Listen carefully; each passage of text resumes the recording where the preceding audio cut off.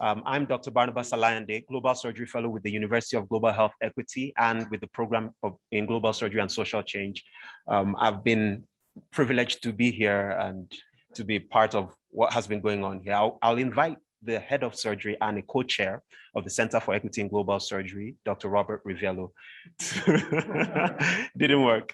To come and have some time. Thank you. Barnabas, thank you. That felt a little bit like an operation starting off badly. Often when an operation starts off badly, what I do is I ask everybody to stop, let's take a deep breath, and start over. Yeah. So thank you, Barnabas. Hello all, friends, colleagues, distinguished guests, mentors, students, advisors, partners. Welcome to the launch of the University of Global Health Equity's Center for Equity in Global Surgery.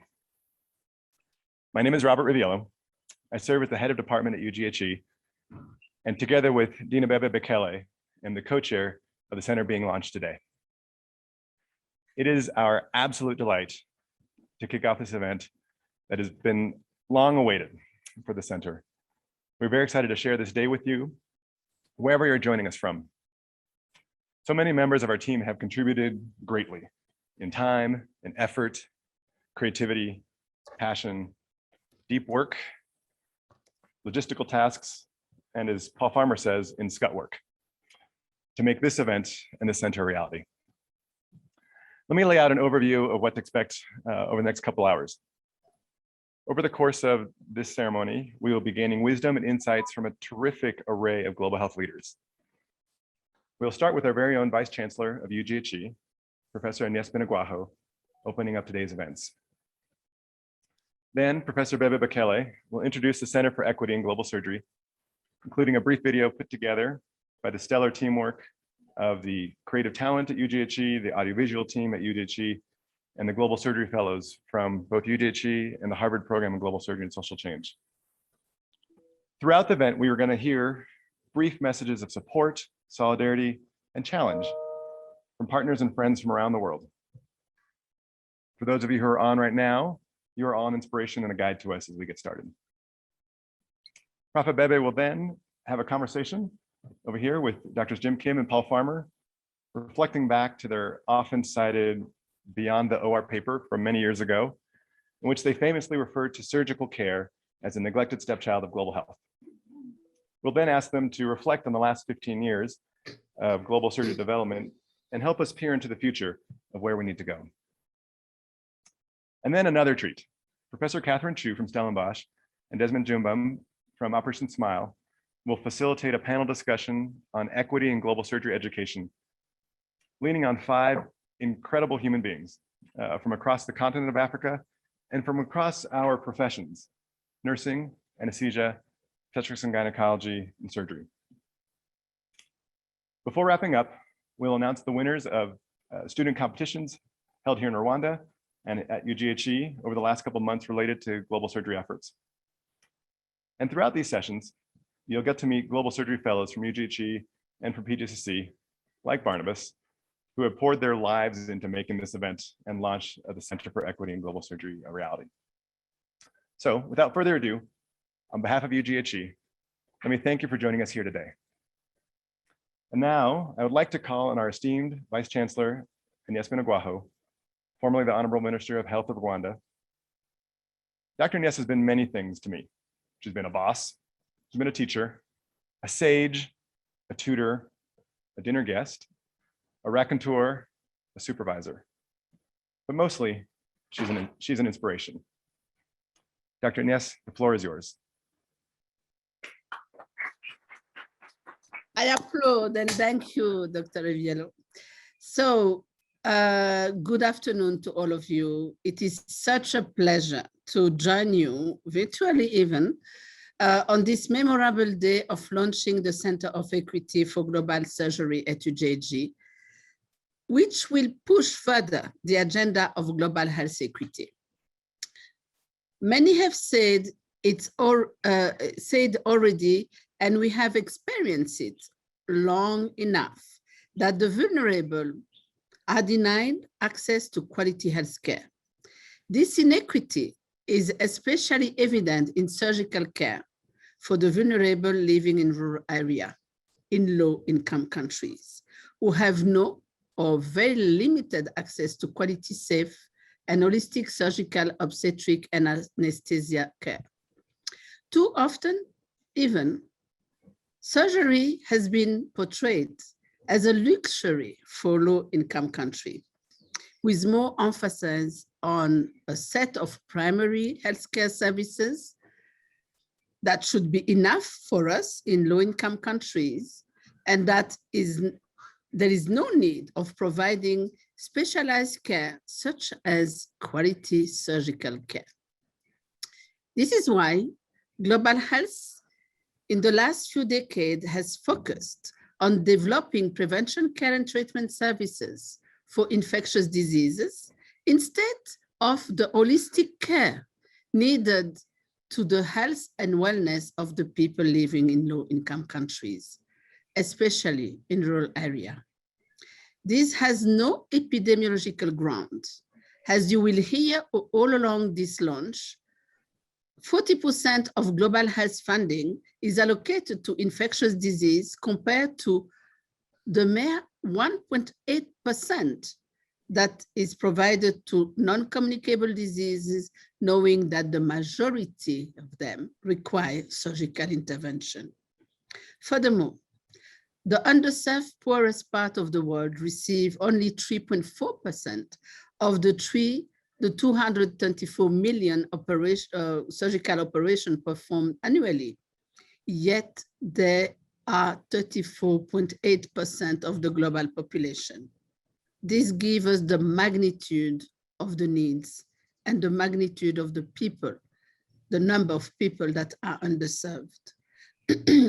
The global surgery movement was created to redress these inequities created by low value attributed to the life of those living in low-income countries.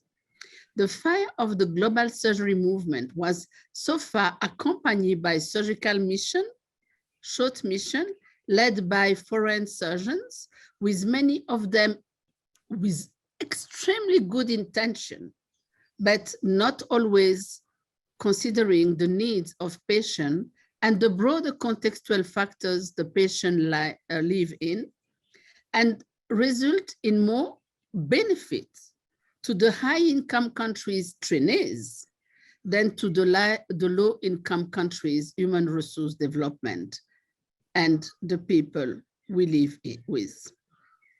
For instance, it's not rare that low-income countries' surgeons, who are too few already, are often called out of the operating theater for a foreign surgeon to perform non-urgent surgery. And this disrupts session of patients who had been on the agenda of the surgery. And moreover, research objective and finding in global surgery are often dictated by those who fund the project, negating the knowledge and expertise of local surgeons and pushing them to publish northern ideas and end up being Western and Northern ventriloquists. One might draw various parallels between this form of care and partnership and colonialism that we fought so hard to get out of. Thank God. In this context, UGHE is establishing a Center for Equity in Global Surgery. As a solution to this global imbalance in access to delivery of surgical, obstetrical, and anesthetic service, and also has a center based in a university in a rural north of Rwanda. With this center, UGHE aimed to shift the center of gravity of the global surgery movement from high-income countries to low-income countries, where the vulnerable have the least access to surgical care, meaning in rural areas of a country that is not rich. Evidence clearly shows that training residents in rural setting helps retain them to serve later in rural hospitals and rural communities. So UGHE and now its new Center for Equity in Global Surgery will work hard to increase the number of health professionals able to provide quality, equitable care to all in the field of surgery, obstetrics, and anesthesia. I am so proud of what we accomplish at UGHE with our partners. Every day, what is new? Every day, how we advance in our journey to show the world how equity in the move can be done in a simple way. So I want to congratulate the team, which under the leadership of Dean Abebe and Dr. Riviello, have worked hard with determination to establish this new center, and all the faculty who have make it a reality, and all our students who have inspired us, and all our partners who have supported us. It is a very precious moment in our progress to improve the quality of care for our population, meaning focus on the most vulnerable. So thank you. Congratulations. It's a happy day.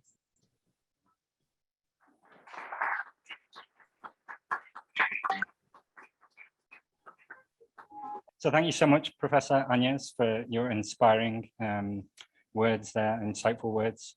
And thank you also, Dr. Barnabas and Dr. Robert for a wonderful start to our webinar and our launch. My name is Dr. Callum Forbes. I'm an anesthesia doctor and current global surgery fellow with the Center in Equity in Global Surgery and the program in Global Surgery and Social Change. Next up, we have a 4-minute informational video about the Center for Equity in Global Surgery, featuring some familiar faces. And following on from that, we will have we'll have some words from Dean Abebe Bekele, who is the co-chair of the Center for Equity in Global Surgery, and a leader and a real inspiration in the field of global surgery and education. Thank you.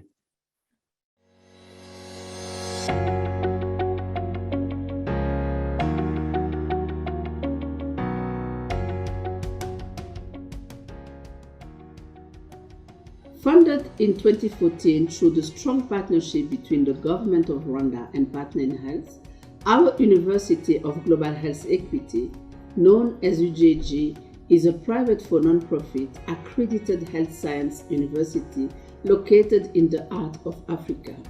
We are thrilled to launch the Center for Equity in Global Surgery, aimed to create equitable access to quality, safe, and holistic surgical, obstetric, and anesthesia care for all.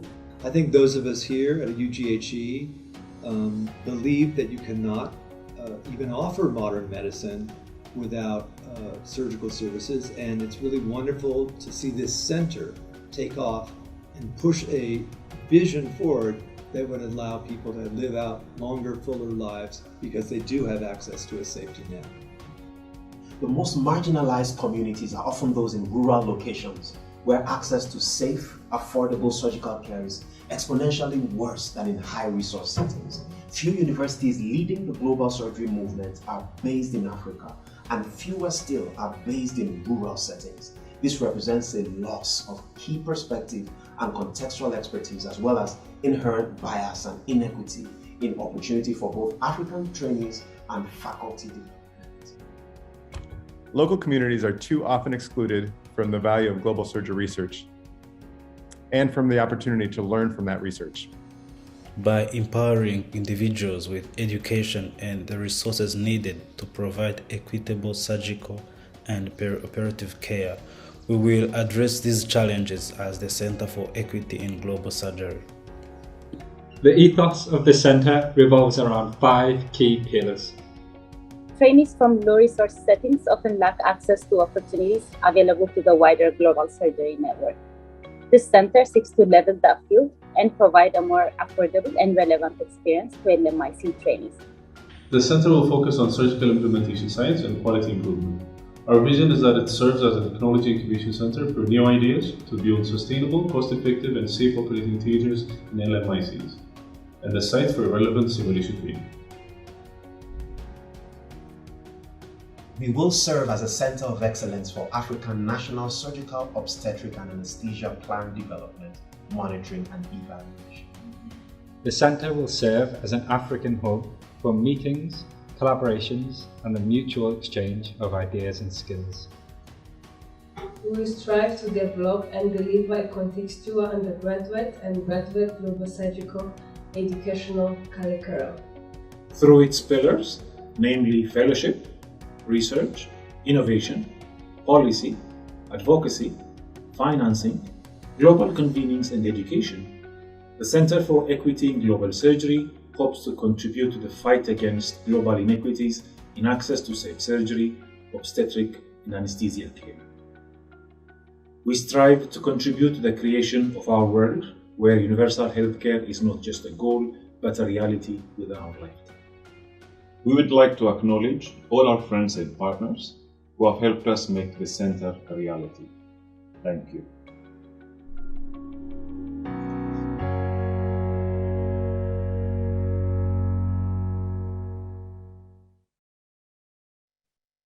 Good afternoon, good morning, everyone. Let me begin by first acknowledging those of you who are in person here in the campus in Butaro for attending this session.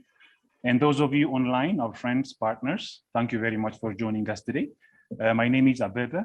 I serve as Dean of UGHE and co-chair of the Center for Equity in Global Surgery with Dr. Riviello. Please allow me to spend a few minutes of your time and take you through what this center is.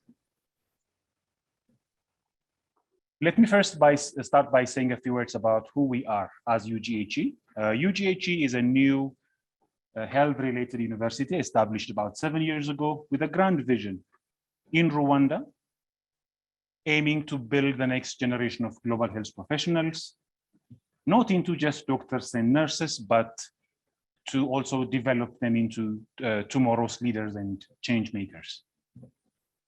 Why we are set up is for 2 main reasons.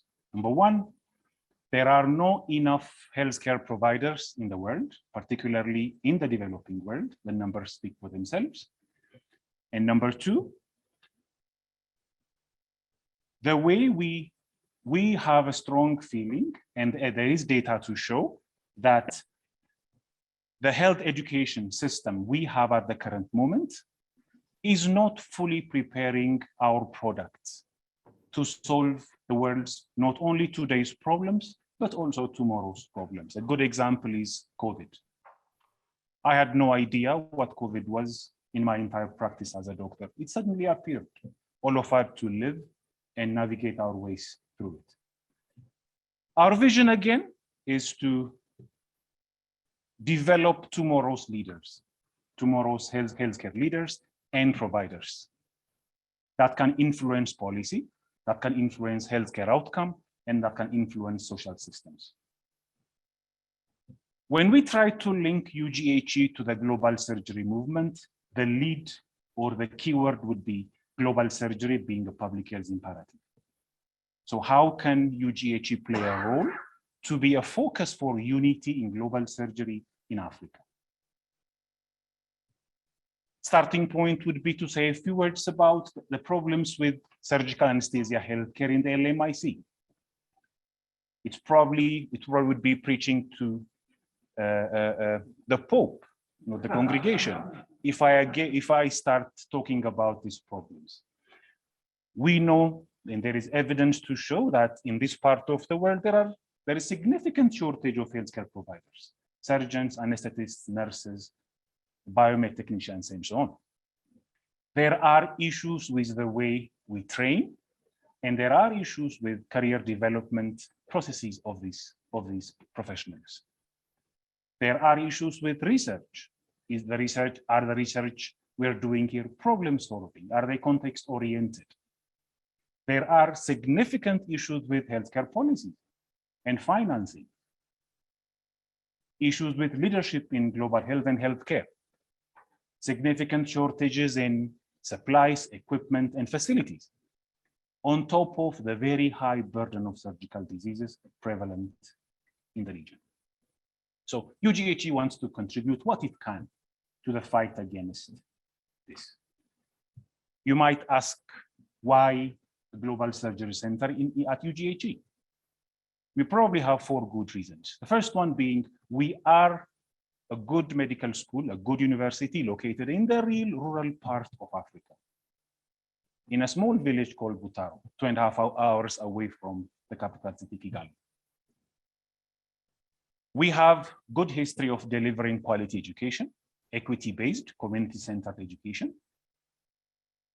We have existing partnerships locally, regionally, internationally, that help us achieve this academic and research goal.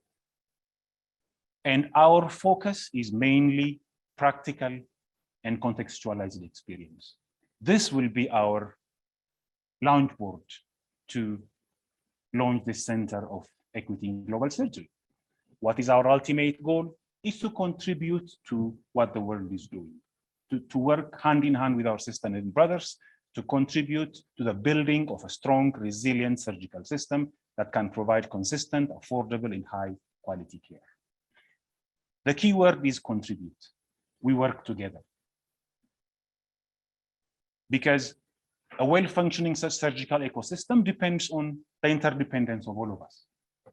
We want to play our part, a significant part in the fight towards equity in global surgery. I'm very happy to be appointed co-chair of this new center with my brother, Dr. Riviello. And we're very lucky enough to have 3 founding fellows with us, Dr. Barnabas, Dr. Callum, and Dr. Salah. Our vision is equitable access to quality, safe, affordable surgical care, anesthesia care for the vulnerable population through holistic, community-centered approach. Grand vision, hopefully we'll get there one day. May not be in our lifetime, but we are taking the first step now. The following are the pillars of the center: fellowship, research and innovation, education and training, advocacy, policy, and global convening. I'll just touch a few of them as I move along. The first one would be fellowship and global exchange. We hope our center would be the site of fellowship, where our partnerships with renowned global surgery centers across the globe and global surgery enthusiasts come together, learn from one another, develop their skill, and go back to their countries to play a significant role in leadership in global surgery. And the cross-cultural learning across fellows and trainees would be the key feature here. And that is why we currently have 3 fellows with us, spending a year, 2 years with us, and hopefully we will attract more as we move along. In a few months' time, we are expecting fellows in partnerships with Lifebox and the College of Surgeons of Central and Southern Africa. Hopefully it will come through soon. And these fellowships will be the primary seed to embark on the other pillars, including research. By research, we mean focused in the developing world, feasible, with certain degree of funding, and mainly problem solving in the context of the region we are living in. And that is why at the moment we have about 11 research projects going on in the center. Some of them I have tried to project to you. Some related to trauma, some related to the surgical workforce, some related to quality care in surgery, including glove perforation in Rwanda, and several across Africa, in Nigeria, in Ethiopia, globally, and So far, we have 12 projects going on under the center. The third is innovation. We hope to serve as the incubation center for new ideas coming from professionals in Africa, in the developed world, in the developing world. Innovations that are problem solving for issues we have in the developed world, in the developing world. We hope to partner with our existing partners, new partners, to attract technology, to create an environment for our students to innovate and offer solutions to the problems we have. One example we have already done is we did a simulation-based training for anesthesia providers in Rwanda 2 years ago. Based in our simulation lab with a company or a partner, we were able to train 25 trainees here in Rwanda. The fourth is education and training. This center will be a key player in supporting the implementation of our undergraduate curricula, which is quite rich in anesthesia and in surgery. I know the Chancellor will have a few words to say about this, but we hope also to develop global surgery leadership programs for future leaders and to develop train-the-trainer programs to scale up quality surgical and anesthesia care and education in the region. As we speak, training is going on for our medical students in essential surgical skills in partnership with our global partners. And a very important global surgery education we designed with Duke University, the Center for Global Surgery at Duke, from which our own MGHD students and global surgery fellows from Africa participated in. We hope to be the center where such important programs are conducted. And hopefully, when we get the accreditation, we hope to launch the very first master's degree program in global surgery in the region. Hopefully, this program will help us produce the leaders in global surgery that are in dire need in several countries in the region. Leaderships cut across several issues.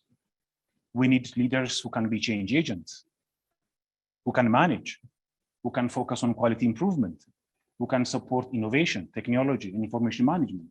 So this master's program probably will help a bit in the fight towards equity in global surgery. And the last would be, we hope to focus on policy and advocacy, mainly support African countries, institutions, in the development of their national surgical, obstetrics, and anesthesia plan. We hope to partner with existing partners around the globe and be a focus area where NSOP's discussions and leadership can take place. We also hope to support our students who are really interested in the work in global surgery. Really exemplary students we have who have already conducted several webinars upon their own initiative, who have invited global surgery leaders to talk to them, who have launched several blood donation campaigns, and who are currently working on a competition, writing contest among students in medical schools in Rwanda. So the center also hopes to work with the students. Global convening. We also hope to create opportunities for global surgery experts, leaders, students, enthusiasts, to create the venue for them to share ideas, research outputs, policy ideas, debates, where exchanges of ideas and resources can be done, particularly about NSOPs, where we bring together everyone interested in global surgery for a common goal. The key impact, hopefully, might not be tomorrow, might not be next year, but who knows, after a couple of years, we hope to contribute to the strengthening of the skills and number of the surgery, anesthesia, and obstetric workforce. which directly influence quality care. We hope to influence quality surgical education and training in the LMICs. We hope to cultivate leaders in global surgery. And we hope to build a robust research base to guide safe practice, well-designed health systems, and effective public policy. We are strong believers that this cannot be. Let me rephrase. This should not be done alone. This should not be done alone. We are strong believers in partnerships, equitable partnerships. And that is why we currently have few partners we are working with, and I would really like to take this opportunity to acknowledge all of them. Our academic partners, implementation partners, funding partners, who are working with us and hopefully will continue to work together. We hope to support education a lot to this outcome. This is the COSEXA graduation 2 years ago. We hope to see such development and achievement of students in surgery, in anesthesia, in global surgery at this beautiful campus, located really in the rural parts of Rwanda, 2.5 hours, 3 hours away from the capital city, in the real community setting. And we hope you, those of you in person, those of you online, we hope you will work with us to make this a success. I thank you very much.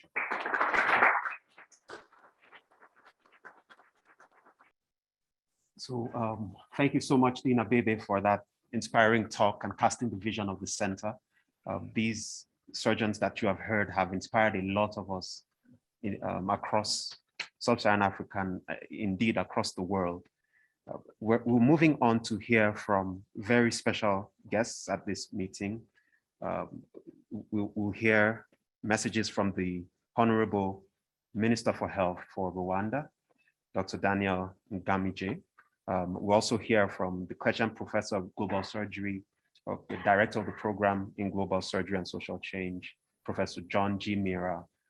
Hear from Professor Mark G. Shrine, who's the O'Brien Chair of Global Surgery at the Royal College of Surgeons in Ireland, and also from Professor Godfrey Ignatius Moguti, who is the President of COSEXA, the College of Surgeons of Eastern, Central, and Southern Africa, after which the Dean will still come up to introduce a keynote discussion. Thank you.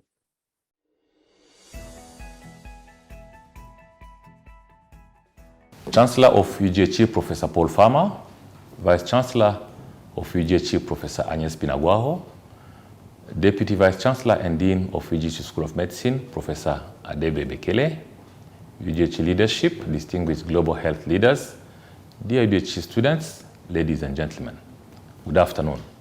I'm pleased to join you today for the UGHE Center for Equity in Global Surgery launch. Worldwide, there is still a large unmet need for surgical care. This is even more true for most of developing countries, including Rwanda. Rwanda launched its first national surgical, obstetric, and anesthesia strategic plan in 2018. This document provides a framework for planning, delivery, and management of quality surgical, obstetric, and anesthesia services at all levels of the health pyramid. We strongly believe that without accessible safe surgery and anesthesia, we will not achieve universal health coverage, and therefore this will compromise achieving the third SDG. The establishment of UGHE Center for Equity in Global Surgery comes at a time when there is a strong commitment to train more and better qualified health professionals to respond to the population health needs. The government of Rwanda supports all initiatives and partnerships that are aligned with the national priorities to build a well-performing and resilient health system with required workforce able to provide surgical, obstetric, and anesthesia services. We look forward for an effective collaboration between the Ministry of Health through Human Resource for Health Department with UGHE Center for Equity in Global Surgery. And I thank you very much for your kind attention. Good day. I'm so honored to be invited to speak at the launch of the Center for Equity in Global Surgery. This is a tremendous accomplishment and milestone for UGHE. Of all the forms of inequality, injustice in healthcare is the most shocking and inhumane. There are tremendous gaps in workforce delivery, infrastructure, information management, governance, and financing. By and large, we know where the problems are. This has become more of a problem of implementation and execution. This is why your new center is so important. We need you to devote yourself to systems-based research and implementation based on evidence that is derived in the appropriate setting with the appropriate partners. We need you to devote yourself to advocating for policy change so that governments incorporate surgical strategic planning into their national health prioritization. We need you to become experts in policy and advocacy so you can work within governments and global funding and governance organizations to move away from a siloed, vertical-based approach to global health. We need you to become finance experts so that we can change how surgery is funded and how research is supported. And lastly, we need you to remember that healthcare delivery and equity are not divine creations. Humanity has created our present social structure. Humanity has created the structures and processes of healthcare. And as a result, the outcomes we see now are of human design. So we must change that design if we hope to achieve a new equitable outcome. I look forward to your great successes in the future, and please know that we in the PGSSC are with you in solidarity. Thank you and best of luck. The Polish author Ryszard Kapuscinski once wrote, "People are not hungry because there is no food in the world. There is plenty of it. But between those who want to eat and the bursting warehouses stands a tall obstacle indeed." Kapuscinski was talking about food, obviously, but his comment applies equally well to surgical access. It's not just that there isn't enough surgery being done around the world, it's that some places in the world have bursting warehouses, and in others, patients are left waiting. I am proud to support UGHE in its drive to lower that tall obstacle and in its focus on equitable access to quality and safe surgical, obstetric, and anesthetic care for all through an integrated, compassionate, and community-centric approach. Good afternoon to you all. My name is Godfrey Muguchi from Zimbabwe. I am privileged to be the current president of the College of Surgeons of East Central and Southern Africa, COSEXA, of which Rwanda is a very active constituent member country. In recent years, the field of global health has become very important because it aims to improve worldwide health, access to healthcare services, and the quality of healthcare for all. The new University of Global Health Equity Rwanda is focused on equitable access to health education. It is one of the first universities on the African continent to have global health as its main ethos. On behalf of the College of Surgeons of East Central and Southern Africa, and indeed on my own behalf, I wish to congratulate the University of Global Health Equity for launching its Center for Equity in Global Surgery today. This center is bound to play a key role in strengthening the collaboration that already exists among the various surgical training programs in the COSEXA region. In particular, I see this center taking the leading role in coordinating collaborative research projects in the COSEXA region in Sub-Saharan Africa. In the area of surgical simulation, the University of Zimbabwe, in collaboration with Karl Stotz Endoscope, has established an international center for surgical simulation aimed to benefit the College of Surgeons of East Central and Southern Africa and Sub-Saharan Africa. I understand that a similar center is being established in Rwanda. Both these centers will work closely with the Center for Equity in Global Surgery. Once again, I wish to congratulate the University of Global Health Equity for the successful launch of this important center. It is my firm belief that this noble project will benefit Rwanda, Sub-Saharan Africa, and beyond. I thank you for your attention.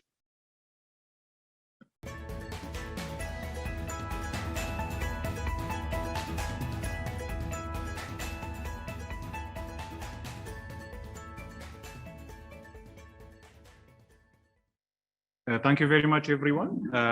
Please allow me to invite the Chancellor of UGHE, Professor Paul Farmer, to join me here in the podium.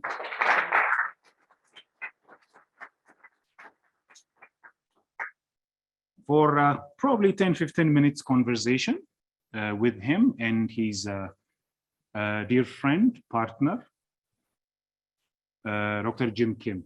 Dr. Jim is joining us online. I don't think both need introductions. It would be a disservice for me to introduce them. I can't say I introduce them. You know them very well. Suffices to say, they authored a very important article in 2007/8 entitled Beyond the Operating Theater, which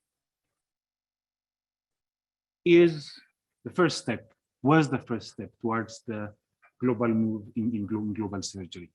I will hope to have a discussion, brief discussion with them about that publication. Dr. Kim, Paul, thank you very much for joining us today. An honor. Dr. Kim, I would like to start from you. Let the audience know you are an internal medicine doctor. You're not a surgeon. So what was your motivation to write that piece about global surgery? In fact, I must be honest with you. I was advised to ask, quote unquote, what in God's name possessed you to write that piece about global surgery? Well, thank you for having me. You know, not only am I not a surgeon, I'm not much of a doctor anymore. I have not been doing that. And so, you know, this was, it grew out of our long experience at Partners in Health. And let me just tell you one story that I think symbolizes, I think, the naivete and the often deadly naivete with which Westerners come to resource-poor settings like Rwanda and Haiti. On my first trip to Haiti, and Paul, I'm sure will remember this, we were driving together and on these incredibly narrow, unsteady dirt roads, there were these huge trucks piled high with people, and they were sitting on top of sacks, and these trucks were weaving back and forth. And I just thought, oh my goodness, this looks so dangerous.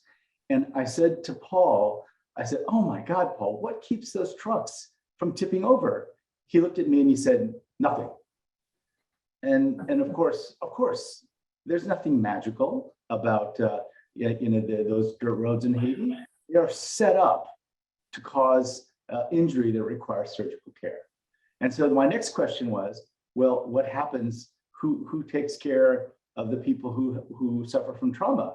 And Paul basically said, well, basically nobody, but sometimes us, if they're close enough to conj. And you know, there was really no established surgical program in Haiti. And so it was, you know, it was so powerful for me.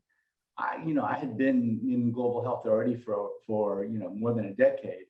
I'd been to a lot of different places, but I also had this magical thinking that, you know, that people in poor countries survive these conditions because there's something special about them, and that the most important thing, or at least the most important thing for me, was my discovery of what was happening in these countries. And you know, this has been too much a characteristic of global health. That it's been about the experience of people from wealthy countries in discovering, oh, that there are health problems in the developing world as well. And so, the commitment that we made to each other, Paul and I, back in those days, gosh, it was, what was it, 1988, so long ago, so many people weren't alive in that room right now when we made that commitment. What we said was, look, we are never going to accept this notion that poor people should only get the kind of care that we think is appropriate. That was exactly the perspective of WHO, that people should get the care that WHO thinks is cost-effective and appropriate.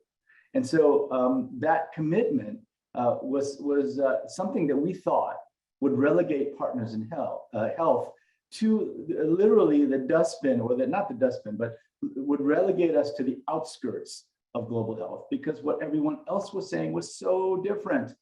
You can only do in Africa what is cost effective in Africa. And the way you know that is you take the global income of an African country and you divide that by the number of people, and then you take some chunk of it, and that's how much you can spend on healthcare. That was the reasoning for such a long time. And we went forth in trying to outline a vision. So I would say that it was in 1988 when we committed to each other, 20 years before the article came out, that surgery is going to be a part of our armamentarium, because people in Haiti, people in the developing world need surgical services. It's just a plain fact. It's not, it's not about, what we deem is appropriate for those countries. And I see my good friend, the Vice Chancellor, Dr. Agnes Binagwaho. Another part of my great experience was meeting people like Agnes. I wonder how many people in the room have the experience of meeting Agnes for the first time and having her say to you, "Sir, who do you think you are to," and fill in the blank, because that's how I met her, right? I met her when she was head of HIV, and we had set this target for treatment in developing countries 3 by 5. And she said, "Sir, who do you think you are setting a target for my country and not giving us any resources?" And so I immediately knew, oh, there's something different about Anya. She's not saying she didn't want to do it. She's saying, who the hell do you think you are to set this target, which we would be happy with, and then giving us no resources to fulfill that target. So it's not a surprise to me that this is happening in Rwanda. I've worked so closely with President Kagame and Madam First Lady. You have to have leadership in order for something like this to happen. When we were in Peru trying to treat MDR-TB, the government was against us and everything was so much more difficult. So it's a much longer answer than I had originally intended. But what I can tell you is that we had this idea from the beginning. Because it's just a simple fact that, in fact, there are more traumas in developing countries than in developed countries. There are more in developing countries, and so the notion that UGHE and that Rwanda would be the leader in the world in showing how this can be done in resource-poor settings, it makes perfect sense to me. And I have to tell you, and the good dean, thank you so much for coming and taking leadership. Let me put it this way. I thought that building something like UGHE would be incredibly difficult, especially in Butaro. And to see where you are now, I'm humbled, I'm extraordinarily impressed, and I'm so honored to be with you on this day. Thank you very much, Jim. Paul, is surgery, you did not call it global surgery then, but is surgery still the neglected stepchild of global health, public health? And what have you seen since you published that paper? Positive, negative? Well, let me just say I'm really glad, Jim, that you did take the time, because it's important to say that this wasn't some discovery in 2007. We really did, and we're lucky, and you and many of the students here, you're lucky too. I mean, don't forget, in 1988, Jim and I were still in medical school, and this was a pledge that we made to each other, to the other folks, founding Partners in Health, including largely our friends in Haiti at that time. So is the first part of the question is easy to answer. I'm sorry to tell you, or delighted to tell you, that you have lost your status as neglected stepchildren.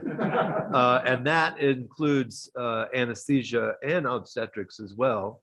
I am just stunned, and I'm glad, you know, my friends, you know, including John, Mira, and others are listening to see, hey, by the way, Jim, you know that Zambia beat Rwanda in getting the first national surgical plan going. So that still rankles a bit with me. But, you know, we have gone, and I'm speaking, I think on behalf of Jim too, we have gone from seeing surgery as the neglected stepchild to being actually the most efflorescent and exciting part of global health equity. And that's a pretty striking transformation in such a short amount of time. I did, Jim, I looked back at the article today after rounds or in between rounds. It's actually not bad. You know, I think it. I read it as well. You did too, right? I wasn't ashamed. I have to tell you, you know, when I was at the World Bank, I would go all over the world, and I can't tell you how many times people came up to me and said, "Thank you for that article. You know, surgery as the neglected stepchild." I was very surprised at how many people were, you know, were inspired by a very simple. I mean, it was 3 pages, right? It's just 3 pages. So, you know, just to add a little point to it, and then when we were fighting with the World Health Organization, frankly, around drug-resistant TB, one of the conversations we had was with, and I forget who it was. You know, Paul, you may remember, but they were saying, "MDR-TB, are you crazy? I mean, what's next? Surgery, cancer care? I mean, how far do you want to go?" And Paul looked at this person and said, "All the way." Boom, mic drop. There was no mic drop back then, but that would have been a mic drop. Well, you know, just to pick up on Jim's point, we did make a bit of a challenge in that article. We kind of said, look, you know, surgeons, anesthesiologists, obstetricians, you've also been absent from the game, right? What do you know, I said to a couple of my friends, what do you expect us to do? Build you the operating rooms? And they said, yes, that's exactly what, you know, but I mean, Jim and I, we were also doctors. And so, you know, first of all, this efflorescence is no stretch of the imagination. I mean, just to give one example from last night when I was rounding on a very difficult patient, emotionally difficult, clinically difficult, and who should appear from Colorado, but a former PGSSC fellow, Dr. Lin, who years ago was a fellow. Actually, I got to just say it this way. John Mira took me out to dinner one night about 15 years ago and said, we're going to name a fellowship in surgery after you. And I turned bright red. Jim will tell you that that's quite a sight. And I said, but John, I'm not dead yet. and you know, Dr. Lin was one of those fellows. And but now, 10 years later, or many years later, she is a cardiothoracic surgeon. Just the person. Okay. By the way, Jim, during white coat ceremony, pretty much every student at UGHE said that they're in their future included training in cardiothoracic surgery. So, you know, good luck to them if they can get through 10 years like that. But, you know, and what did we do? We went to see a patient that really we cannot manage without help from surgeons and anesthesia. And this gets back to Jim's original point about these precarious trucks tipping over. And let me just add, there is nothing more horrible than being in a clinical desert when you're in the face of trauma and something simple like a long bone fracture becomes maybe not only a sentence to lifelong disability, but early death. Or, you know, the worst of all, and you see it early on in the terrible way that Jim said, like, really, we have to see someone die in childbirth to discover, you know, that maternal mortality could be averted with better blood banking, anesthesia, and surgical care. So the challenge, though, that we did make in that paper was, please, surgeons, anesthesiologists, obstetricians, don't forget to scrub in. I think that may have been a different article, but you know, we really need the staff, the stuff, the space, the systems, and the support in order to provide good surgical care. We've already argued, the two of us, and again, for many long decades, that we do not regard a medical system as complete or even possibly good without surgical care, safe surgical care with anesthesia. Never did we believe that. You know, back in the 80s, you know, we knew from the, you know, working in a clinical desert, what a horrible thing it is to not have the help that you need. And I say you need, I mean the medical staff, the Haitian medical staff, and later the Peruvian medical staff. You just can't do that without surgery and anesthesia. So again, when you even when you hear Dr. Agnes, you know, who made a number of brilliant points today. One of them, of course, is that we're moving the center of gravity of this movement, which is global now, amazingly, to the continent, to this continent. And we're excited about that. But let me just remind you, she also said something about 40% of resources in global health going to communicable disease.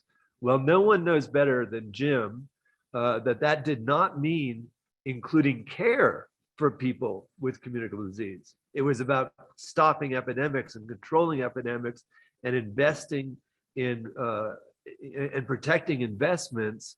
And this is straight out of colonial medicine, right? When we started to have effective therapies and medicines, that's not what the colonial medicine folks were doing. How can you know that? Well, go to Sierra Leone, where the British were for 200 years. They built all of 0 medical schools in those centuries, and even worse, 0 nursing schools. So we're playing catch up, and that's in spite of saying, I think that the progress, back to your question, has been enormous, inspiring to all of us. The quality of the people we meet, the trainees, the faculty, the fellows. We still have a long way to go on staff, stuff, space, systems, and support to get people like the patients we're seeing right now in Butaro. You know, we need more focus on this practical work before we can declare victory. But neglected stepchild, you are no longer. Jim, Paul, thank you very much for joining us this afternoon. Please join me in one round of applause for our panelists. Thank you very much. Woo!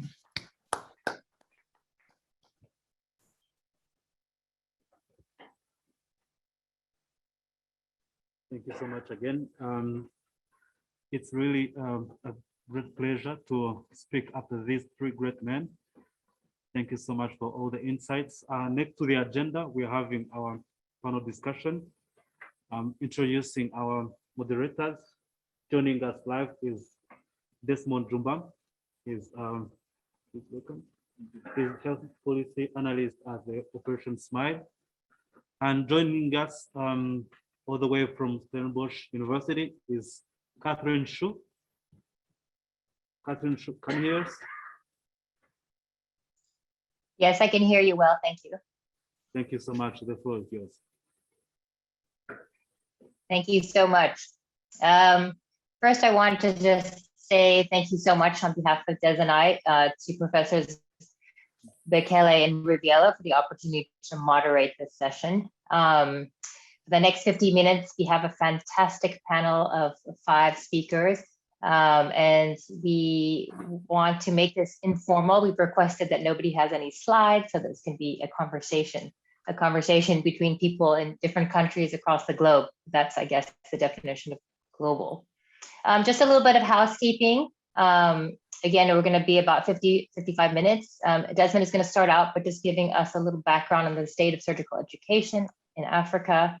Then each of the 5 panelists will be given 2 to 3 minutes to introduce themselves and to answer the first question. And then we have about 4 or 5 more questions and that will be addressed to the different panelists. For those in the audience that are virtual, it would be great if you typed your questions. So we'll try to get to those at the end. And then Desmond will also field the live questions as they come at the end again. But without further ado, we let Desmond kick it off for us. Thanks, Des. Thank you, Catherine. Hello to everyone here in person and everyone online. I'd like to add my words of congratulations to Dean Abebe and Dr. Riviello, as well as the entire team and leadership here at UGHE on the launch of the Center for Equity in Global Surgery. I have a prediction that this center is going to have a catalytic and transformative impact on global surgery leadership here on the continent. So I very much look forward to seeing that impact. But thanks to the research of the Lancet Commission, which we all know about, and the research of many other global health researchers, we now know the burden of surgical conditions on the continent. Right. So for example, we know that a majority of Africans, about 95%, lack access to surgical care. So this means that, you know, like as Dr. Farmer pointed out, if someone falls off one of these lorries, they may not be able to have access to care. And worse off, sometimes even if you have access to care, the quality of the care is not guaranteed.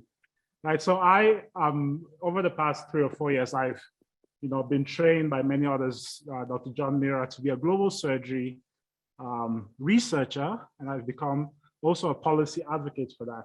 But recently, I've also become a patient advocate because, about last year, I got into a terrible car accident in my home country, a head-on collision with a truck, and had a femur fracture, that needed surgery. So I got surgery in Cameroon from the private sector. I can say that I'm a privileged person because, I have access to a lot of friends within the global surgery community, even in Cameroon. So I got surgery in Cameroon, but unfortunately, a few months later, when I went to Ghana, I got infected. The femur got infected, so I got a terrible bone infection and needed to get surgery again, needed to undergo months of antibiotic treatment, as well as months of redoing the physical therapy that I've got. So the numbers, the research is revealing to us things that we already know. Many of us have, we ourselves have family members and relatives that have gone through, needed surgery for cancer, C-sections, obstetric fistula, and congenital anomalies. The panelists so far, the speakers so far have pointed to the many challenges that exist that allows this to continue.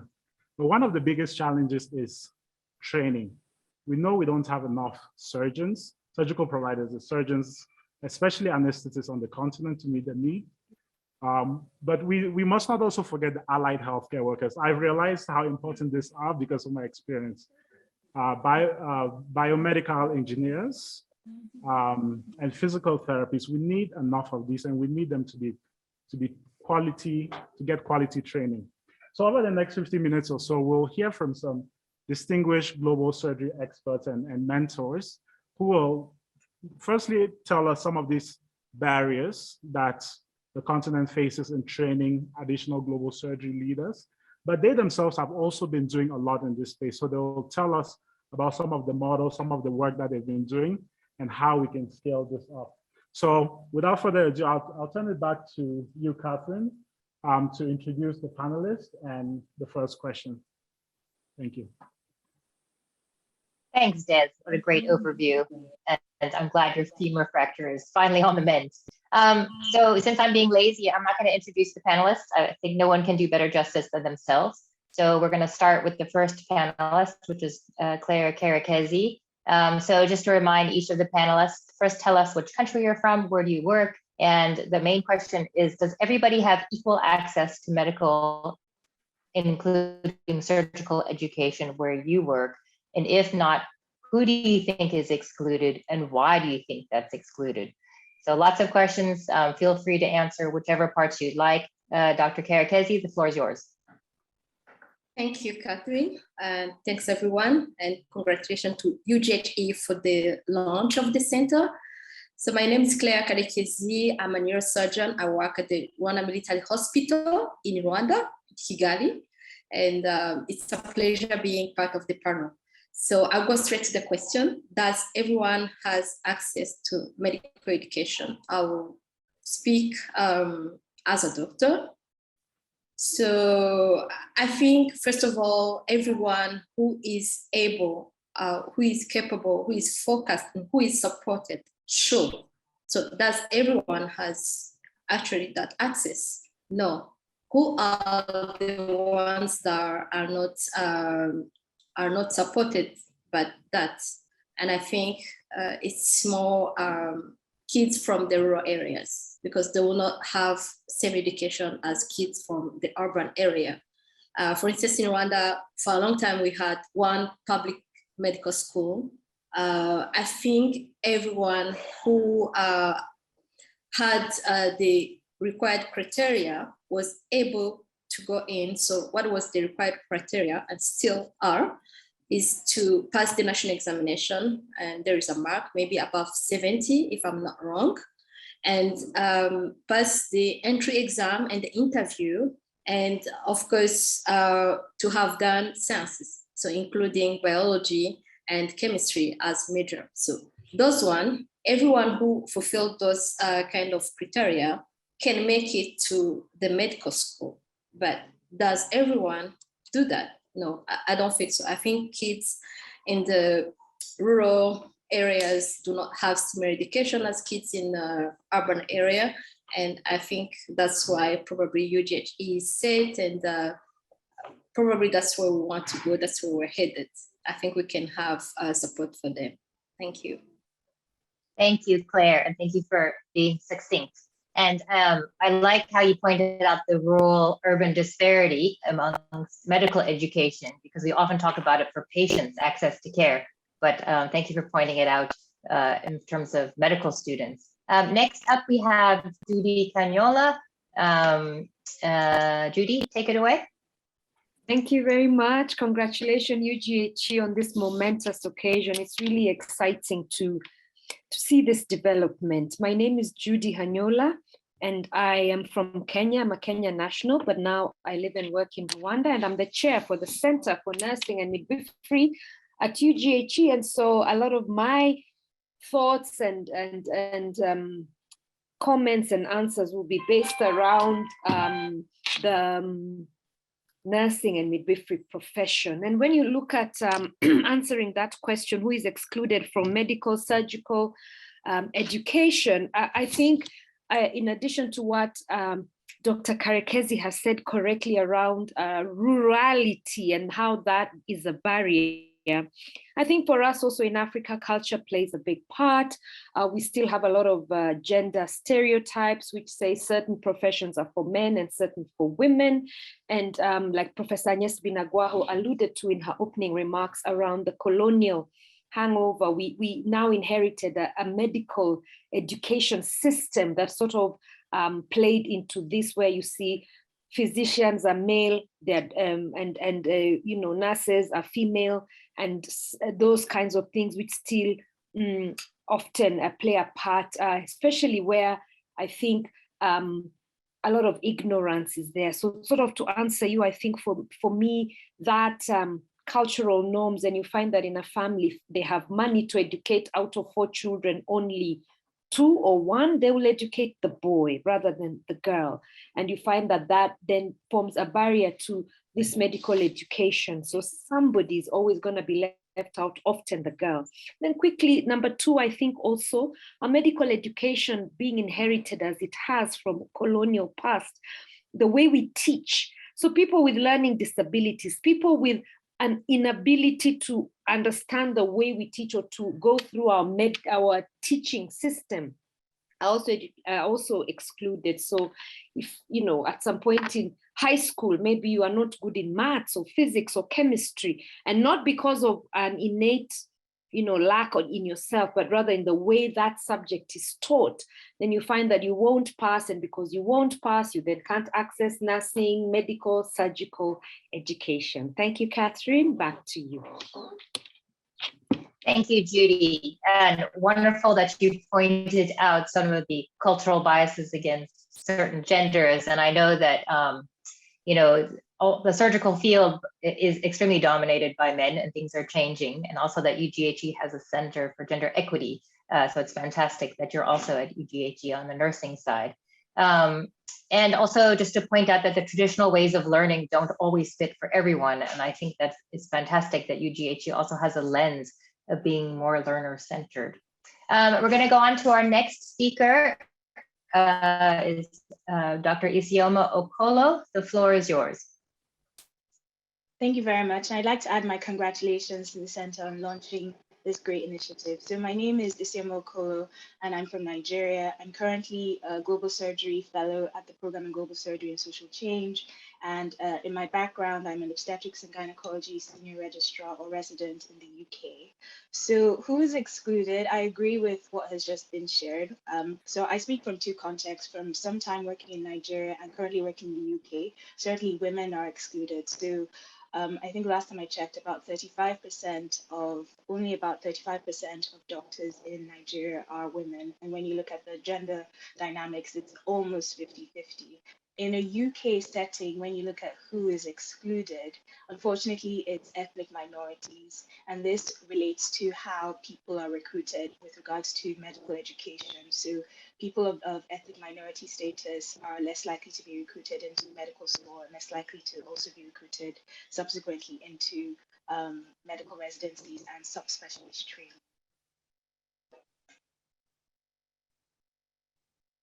Thanks, Isioma. Thanks for pointing that out about minority populations, because I think in high income and in low and middle income countries, that is also the case. And I think it's very interesting now.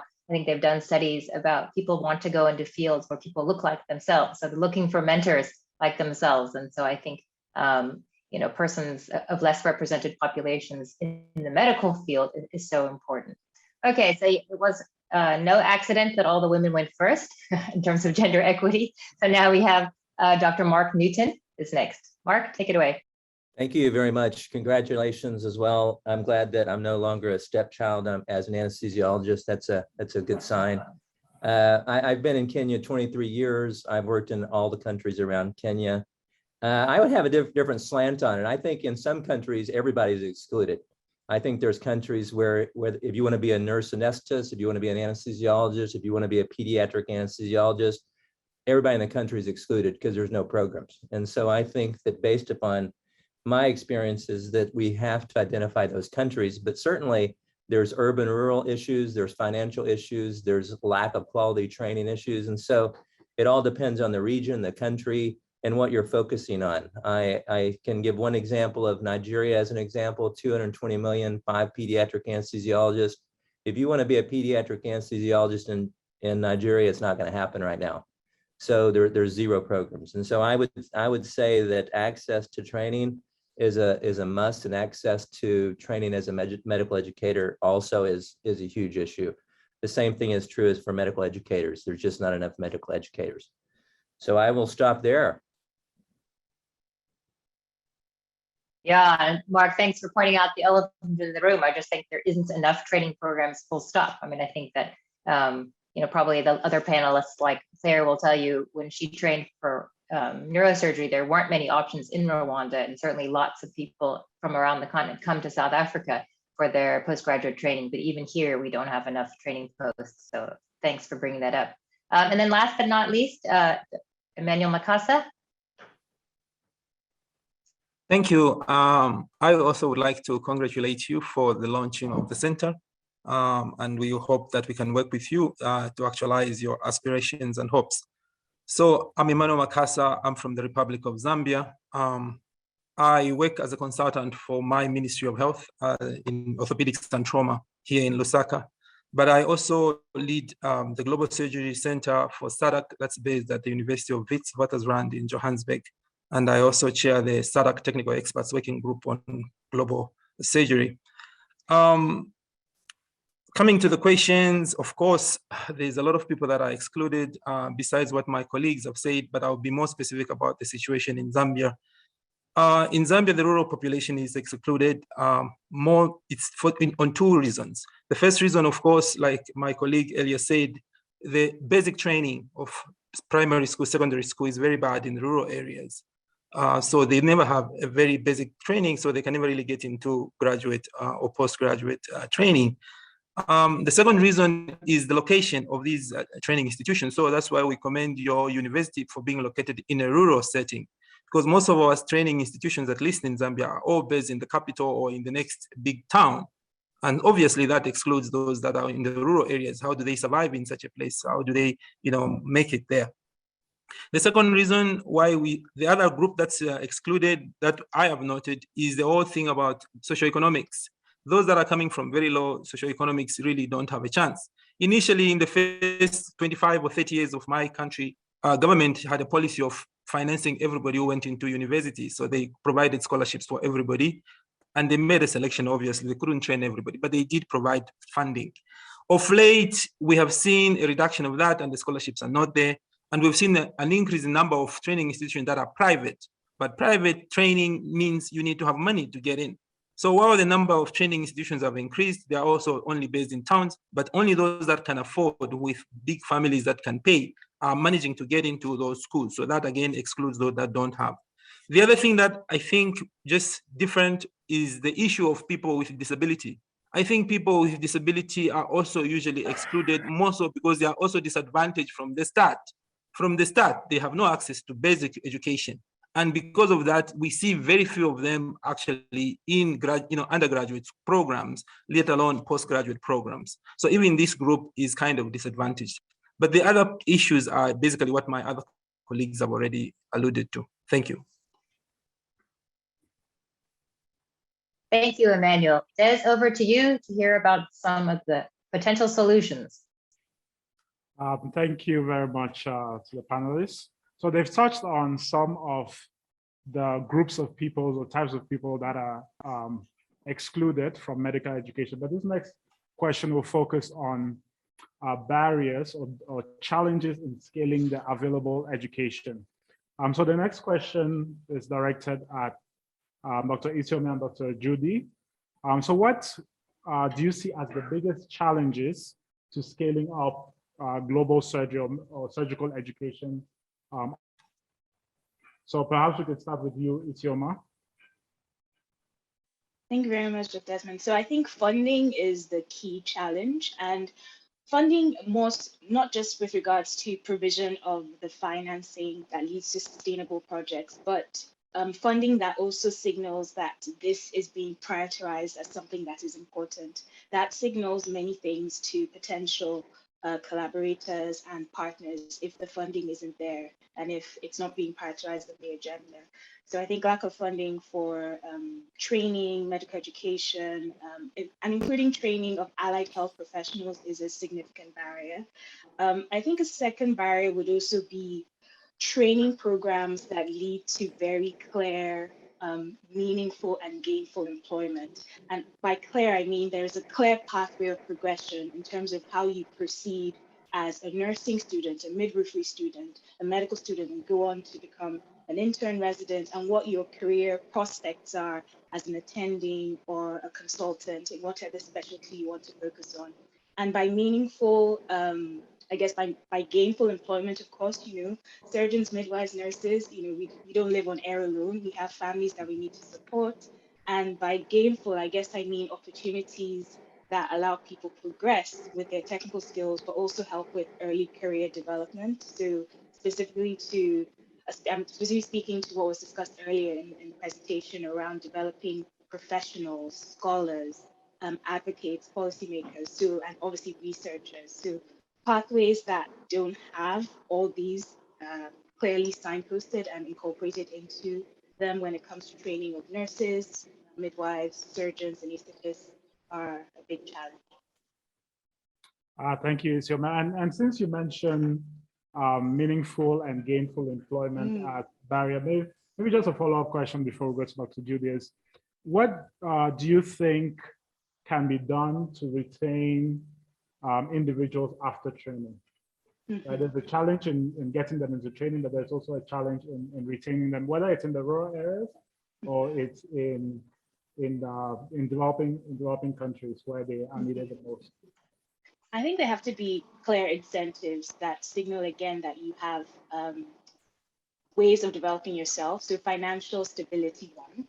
Two, ways of developing yourself. So say, for example, yes, you're a clinician, you're a technician of some sort, but if I want to get involved in a policy or research or advocacy, very clear pathways that lead to that, support for that.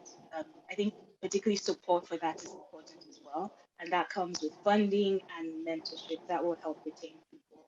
I think overall having a very strong surgical healthcare system is very important as well, because let's say, for example, just an example, gynae oncology subspecialty training, you focus on, increasing the number of gynae oncologists you have in your country, but if you don't have a healthcare system that will keep those gynae oncologists working on those cancers during the radical hysterectomies, they get recruited to basically spend their time on labor ward doing cesarean sections. They're not incentivized to use their highly advanced surgical skills and develop in other ways. So as well as training the specialist workforce, we also think about how to build up the entire healthcare system to make sure that they feel that they are appropriately plugged in, appropriately incentivized, and appropriately inspired as well to be leaders beyond their specialty. Thank you, Dr. Isioma. And now, Dr. Judy, over to you. What do you see as the biggest challenges to scaling up the surgical workforce on the continent? Thank you very much. I think also, like Isioma said, actual, or can I say intentional funding for this. You see, healthcare funding comes in and it's just sort of, it's done in a way that we have a chunk of money, a certain amount, a figure, then it's divided by all the needs. So that intentionality, I think, from the level of the policy making should be there, that is really looking at what does the surgery, obstetric, anesthesia workforce or that field require, and then intentionally putting the money where it's needed the most, because we know resources will will always never be enough. So what are the areas that we need to focus on dedicated funding to ensure that step by step we're moving in the right direction? I think often I find the challenge we have is that we're not looking at this surgery, obstetric and anesthesia workforce as a system. So you find that often, for me, in my own experience, the focus has been on training training doctors or surgeons and equipping them, which is great, but not really looking at it from a system perspective.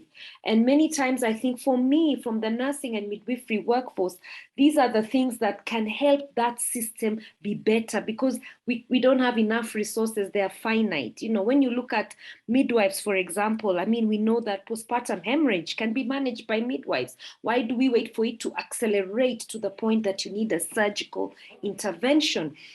Somebody mentioned about, having a post-op infection. And we say that, deaths that occur before discharge, after surgery, all of these can be managed very well by training nurses and midwives to the top of their license. So to me, sometimes that can be a barrier, in the sense that we are not looking at things holistically, and we are looking at things piecemeal, episodically, in knee-jerk reaction. So I think that holistic approach, that ability to look at things comprehensively, has been a major barrier in Africa in terms of scaling up the SOA issues. Thank you very much, Dr. Judy. And perhaps this, like was mentioned before, this stage of the colonial medicine that we have inherited, and we continue to train in similar fashions. Catherine, I'll turn it back to you for the next question. Okay, so the next topic is around innovation. So Mark, you're an anesthetist, so we know that you're the innovative person in theater, always making a plan when the surgeon causes bleeding. So you've heard a lot about the barriers to medical and surgical education, lack of funding, lack of programs, in your experience in Kenya and the other countries around in which you've worked, what are some of the innovative programs, either an undergraduate residency, specialty training, that have developed that you've seen? Yes, thank you. Say that certainly all those other issues are important, but while we were waiting for funding, we just went ahead and kept going. And so we basically had a strategic plan and decided that the best way to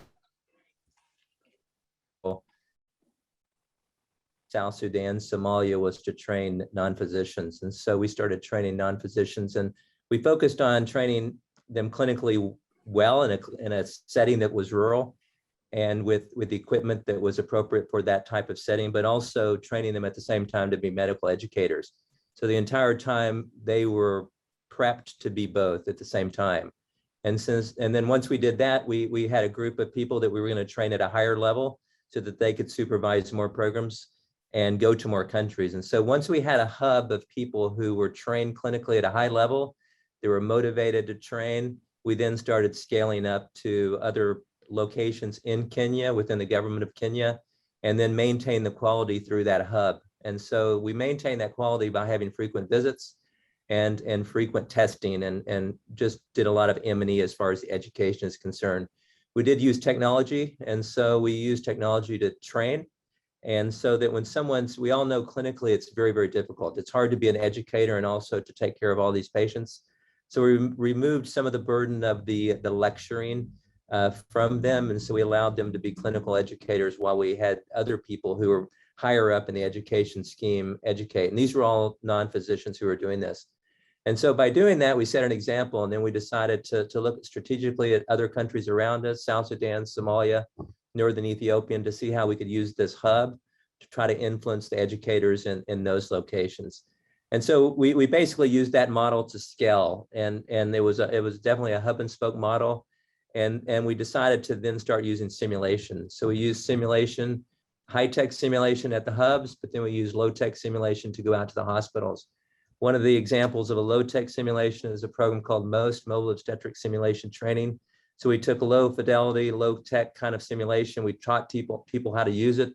They were these same educators and taught them to work as a team at the site, at the hospital site, to teach them with their team how to be good teammates. And then the other one was is in pediatric anesthesia. It's called SPAN. It's a Safe Pediatric Anesthesia Network.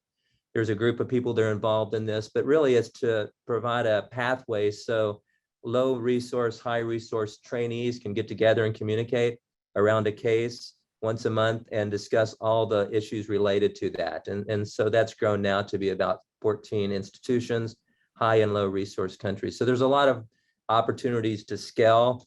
Technology is one of them, but you have to have medical educators that are committed to educating with tools. Thank you. Yeah, Mark, that's impressive. Maybe just a few follow-up questions around that. So the first would be, somebody wanted to replicate this, in particular, the education of the mid-level providers, and then the technology aspect of the LMIC and the high-income trainees pairing up. Where did you get the funding for this, and how was that sustainable? And then I think the second question was, in creating new cadres of workforces, we haven't really talked about task sharing, but you're certainly hinting at using non-physicians, for example, cadres.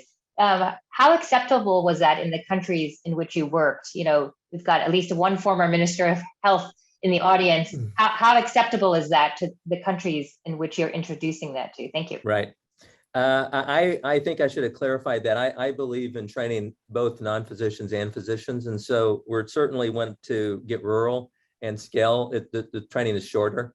So non-physicians were the pathway. We talked to the Ministry of Health, and certainly if I was a Minister of Health, I would want as many anesthesia providers as possible in the shortest time as possible. But you have to maintain equality, and you have to say this is what's going to happen. So in all those countries, we were committed to first starting to train non-physicians, and also in parallel start to train physicians as well. So I think training non-physicians, physicians, fellows is all the way up. So even right now we're working on pediatric anesthesia fellowships in some of these countries. So funding some of this funding was a GE Foundation. Some of the funding was internal. So basically we strategically looked at countries, and we looked at Kenya as an example and said, where are there is a shortage of anesthesia provision. Say, for example, Western Kenya, we did a baseline assessment, and then we said, okay, in a short period of time, we're going to increase that by 100%. But we had the counties support the people coming to the hospital. So they had to be from a certain county. The county had to subsidize. We may be able to cost share a little bit, but not 100%. And then with that, they would go back to the county and have a job. So we didn't train anyone unless they had a job when they returned. So that was already set up.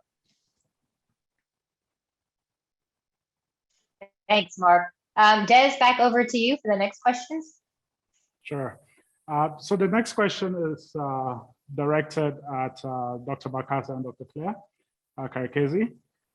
So we know that over the past, since the launch of the Lancet Commission, national surgical obstetric and anesthesia plans have somewhat proliferated throughout the African continent, with Rwanda and Zambia being the first country to develop an ENSOP. So the first question for Dr. Claire is, within ENSOPs, there are plans to scale up surgical education. And I believe you received your surgical education through a center of excellence in another country. So the question is, could regional centers of excellence, such as the one where you received your training, be a model for specialty medical and surgical education for the continent? Thank you, Desmond. I think Center of Excellence are a good addition. For instance, me, 2011, when I wanted to become a neurosurgeon, I had to go outside to get the training. And I think the Rabat team to have created that center. But when you look at what has been done over the last decade, I think many countries now have at least different training programs in surgery. So I think we should look into strengthening those local training programs in surgery in countries, and then probably have other supporting organisms like CEGS works, where students from countries which do not have training programs can come and train and do their surgical specialties. So in terms of training of excellence, I see it in the subspecialty training. For instance, some subspecialty are still hard to be done within a country. So if we have a regional training center for a sort of subspecialty, it would be very interesting for people, like surgeons who are already trained within a country, to go and train in that center of excellence. So I think if I'm a neurosurgeon, I cannot do everything in neurosurgery. Neurosurgery has many subspecialties. It has spine, it has vascular, it has tumor, so it has pediatric. For instance, I cannot be everything at the same time. So we need to go to subspecialty training. And I think that should be the way forward, because for the last 10 years, we have gone to, having local training program surgery. Now, I think we should focus on having subspecialty training and probably increase more training for difficult surgical trainings like cardiothoracic surgery, again, neurosurgery, which are not common in many countries. That's my point of view. I think we should rather have center of excellence for subspecialty training than specialty training. Thank you very much, Dr. Claire. And then to you, Dr. Makasa, Zambia was the first country to develop an ENSOP, and we'd love to hear from you, firstly, how that ENSOP has addressed, has impacted surgical education in Zambia. Last year was the last year of implementation of the ENSOP. And then the second question is, how can ENSOPs in general be used to scale up surgical education on the continent? So thank you again for the question. In terms of our ENSOP, which ran from the initial ENSOP from 2017 to the last year, 2021, human resources obviously is a key pillar of the health system and a key component of us to deliver surgery. Without that, we can't do anything. So from 2016, but I know that my country and government has been on this track for a long time. And so there's a lot of medical centers that have been set up, universities, private and public, to improve the number of trainees. And of course, there's also specialist training that has come up. We have established the STP program. We have continued with the MED program, not only at the University of Zambia, but at the Copperbelt and other universities that have been set up. And also we continue to train under the College of Surgeons of East Central and Southern Africa by increasing a lot of training sites. So the number of our output in terms of the surgical personnel is increased, and also that also covers the nursing personnel. Though, of course, with the nursing team, it's just the basic nursing, registered nursing. We haven't seen a lot of training in perioperative nursing, which is what we really need. And then even in when it comes to physicians, again, there, yes, we have more doctors that are surgeons, and they're also going in the different subspecialties, but there is a huge gap when it comes to anesthesiologists. We really, really lack that number. And so we haven't done very well in the perioperative nursing team, and we haven't done very well in the anesthesia group. Now, talking generally about NSOPs and how they are supposed to help with this issue, as you know, most of our countries still, even in the developed world, human resources for surgical services are always limited. And the NSOP being the policy that is supposed to close the gaps, therefore, you know, one of its objectives is really to solve that problem of the human resources. And so there could be mechanisms that could be built into the NSOP that could ensure that equity, you know, and inclusiveness in surgical education is done, so that we ensure the gender balance that we're talking about, we ensure the geographical balance, the socioeconomic balance, and also balancing the different fields. Like I said, what we have seen, for example, giving the Zambian example, is that we have a huge number of medical students and a huge number of surgeons, orthopedic surgeons, but we are not seeing perioperative nurses, we're not seeing anesthetists. We need to balance that, because as it is, we go to theater and we sit waiting for one anesthetist to move from one room to another. It's impossible, and it's actually not practical. And so we have to balance that. Now, when we come to issues of staff development, task sharing or task shifting is something that should be considered. I know there is still a lot of debate, but those who like to argue against it are those that have already got good access to surgery. If they drop and break their bone, they can have access, so they can afford to talk. But for the patients that need surgery like yesterday, it's important that they do have surgery. Now, in the Zambian scenario, we've actually proven, you know, scientifically, that task sharing and task shifting is something that is viable. It's something that can train people that can deliver the care with the same quality as that's done by physicians. And this we did with our Irish colleagues. I'm glad Mark Scheim is here, of the Irish College of, you know, Royal College. And we did this through the Coast Africa studies, which are available online. Zambia, Malawi were the initial countries to test this. You know, it was a prospective study, and we proved that task sharing is possible and it delivers the same good quality of care. The only challenge that has to be considered when you consider non-physician, you know, surgical providers is the issues of career progression. Because sometimes we think and put them in a box. So we say, okay, we need medical licentiate or clinical officers, they'll train and we'll put them in the district hospital, good. But when, of course, when we did that, they get out of the box and then you don't know how to put them back, because they are human beings, they need, you know, career progression, they have other aspirations. So yes, you can task shift, but don't think they're gonna restrict them to only what you want them to do. These are human beings that they'll have that. So it's important to think about that as you do consider task sharing. Now, generally, the training that we've done in the past has always been, you know, bedside, in the classroom. Times are changing. Even the COVID pandemic has changed a lot of how we are training now. We have to really consider different ways of training. Right now, we are training a lot remotely and with a little bit of tutorials and bedside teaching. It is something we're learning, but obviously we can't continue learning the same way. Even in the COSEXA training, that has shown us that you can train a lot of people from different places and standardize the training. So we should consider these, and we should ensure that these are the things that are embedded in the NSOP. When you do your baseline assessment, you know where you are, you know what gaps you have in the human resources, And then you can work out mechanisms how you can ensure that these can be met in year 1, year 2, year 3, up to year 5, if it's going up to 5 years. But of course, even when we do that, even on the priority list, there must be priorities. And on the priority list of human resources for surgical healthcare, I put the priority on anesthetists, I put the priority on perioperative nurses before the rest of them, because that's the number that we don't have, and that's the number that can make a change in the short term. Thank you.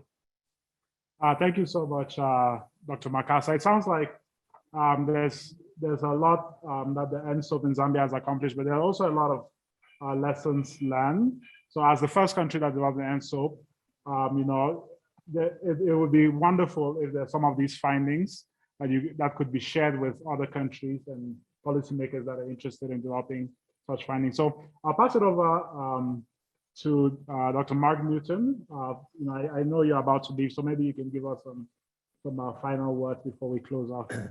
Well, thank you very much. It's been educational for me. I just would make a couple of comments. I agree with Manuel about the lack of anesthesia across the board. What we have done is say what are our gaps, and look at everybody: perioperative nurses, PACU nurses, critical care nurses. From when they arrive to the ED all the way to when they leave the door, there's somebody that's involved in the surgical care of someone, and we have to address all those issues. There's no way that's going to be all physicians. We just have to accept that. And I think that based upon what I've seen, we have to get over that hurdle. That hurdle has to be removed because it's happening. So we just need to increase the level of training. I do believe in team training, believe in training anesthesiologists and surgeons together in one hub, teaching the same model for taking care of patients, and then let them spread, as well as the perioperative team, and let them spread that out to their own setting, and then take that model to their countries, to their regions, and train in the same fashion. But you have to stay connected. So we have to use technology the way it is now to stay connected. So when someone is rural, when they're in a smaller country, that they know there's a friend of theirs and maybe an urban setting so they can contact and be encouraged. We are burning out people because none of us would stay in a rural setting when we don't have the opportunity to have finances and send our kids to school. It's just difficult. So we have to find a way to support one another. So that would be my kind of final statement. Thank you very much. Thank you very much, Mark. We really appreciate your time, and I guess you better go and start saving some lives while we keep talking. Whilst I think there is a hand or two, so we can go to that next, but just to say that the chat function for those in the audience seems to be disabled, and we apologize for that. But if you do have questions, you can tweet them. According to Barnabas, you can tag at UGHE_org, so that's at UGHE_org, or use the hashtag CEGS. So again, hashtag CEGS. But I did see a hand from somebody in the audience. I don't know if that hand is still up. Is it Dr. Bisola? Yes, Dr. Bisola, go ahead. Thank you very much for giving me this opportunity to contribute. And I want to appreciate all the panelists, as well as congratulate the UGHE for this initiative. Thank you very much. I want to speak concerning anesthesiologists. I am a consultant anesthesiologist at the University of Port Harcourt, Nigeria, and I sit on the board of the World Federation of Societies of Anesthesiologists and also the GIFA Alliance. I think we should not ignore the West African College of Surgeons, because there's something that we can learn from the West African College of Surgeons. What did they do over 60 years ago? When the college was started, it included the Faculty of Anesthesia in its program. So when you see the West African College of Surgeons and the fellows, they're actually surgeons, obstetricians, different subspecialties, and anesthesia as well. And this helped the college to grow. The programs are in hospitals. They are residency programs. And the anesthesia program is championed by anesthesiologists. So we do not see anesthesia being directed by surgeons or obstetricians or other specialties. The anesthesia field is being championed by anesthesiologists who have trained in different places. So if we want to see anesthesia grow, we have to put them on the table right from the beginning. It shouldn't be an afterthought that, okay, we're training surgeons and all of a sudden we realize we have a gap. And so this is something we have to keep in mind. We have to have the right mindset, put everybody on the table, and let's train together.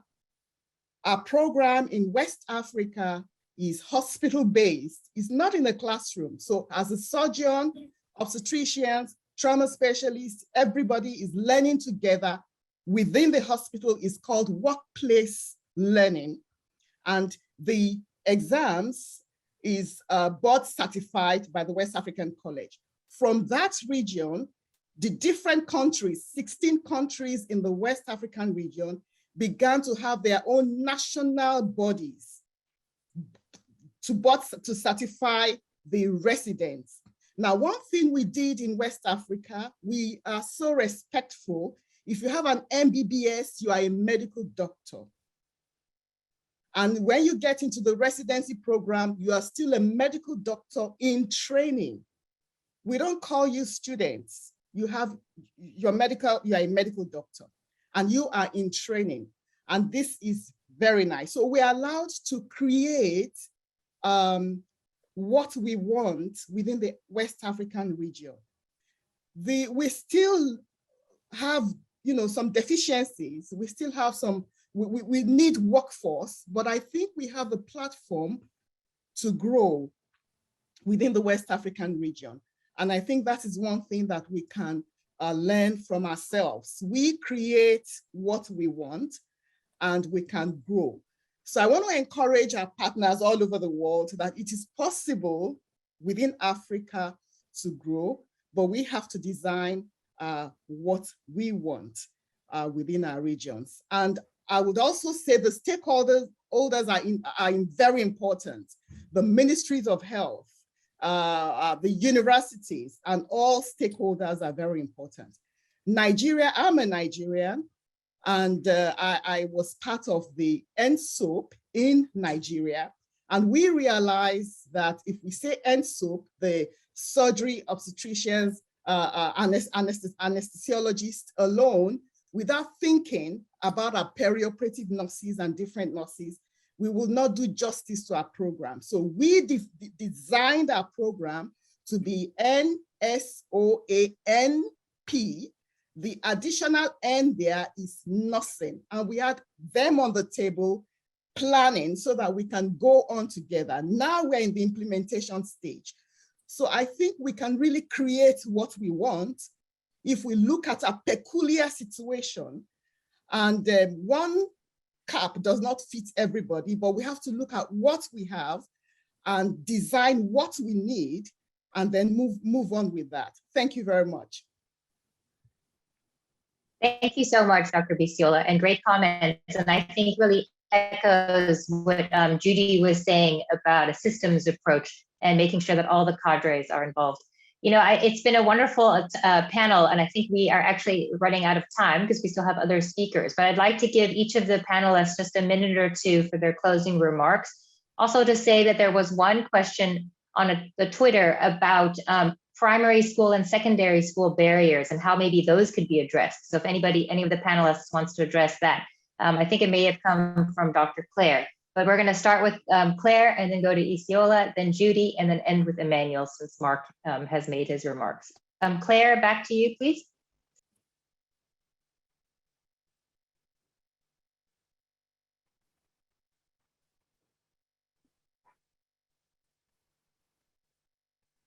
Dr. Claire, are you still there?